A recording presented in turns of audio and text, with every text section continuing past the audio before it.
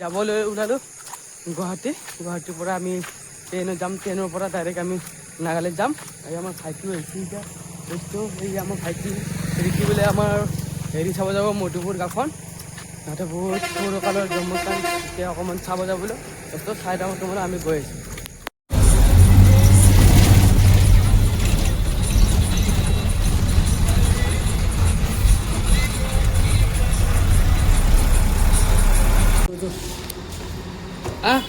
সিঁড়ি বন্ধ।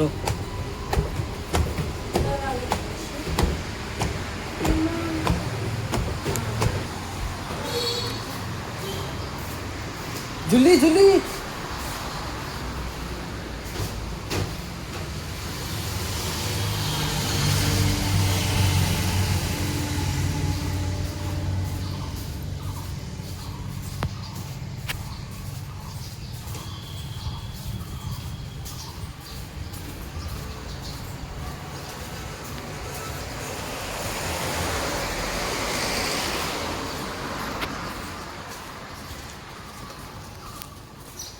এতিয়া আমি মালিগাঁও আহি পালোঁ দোস্ত।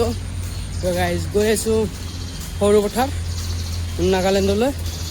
তাতে ফুৰিম, তাতে থাকিম, আহিম, আকৌ কাম কাজ কৰিম।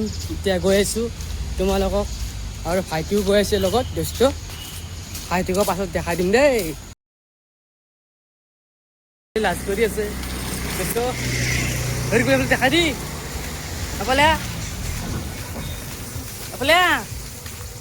এফালে আমাৰ এই আমাৰ ৰিকিলে লাজ কৰি আছে।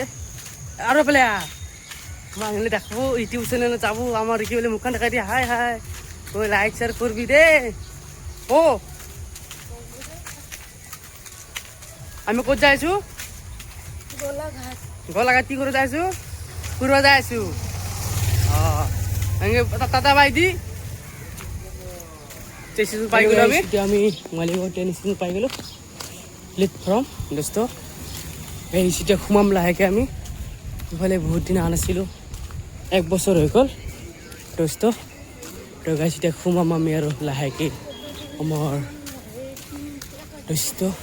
গাইছ লাহেকৈ সোমাই গ'লোঁ আমি এতিয়া অকল দোস্ত। আমি এতিয়া টিকেট কাউণ্ট কৰিম, টিকেট কাটি আৰু আমি গোলাঘাটলৈ সৰু পথাৰলৈ টিকেট কাটিম। ৰেল ৰখি আছে দোস্ত। Ticket counter. হেল্ল' গাইজ,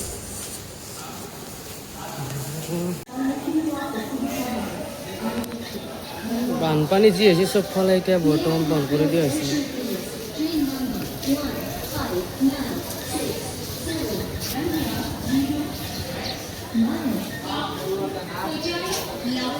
ৰিকুল চাও একবাৰ, এই ৰিকুল চাও একবাৰ।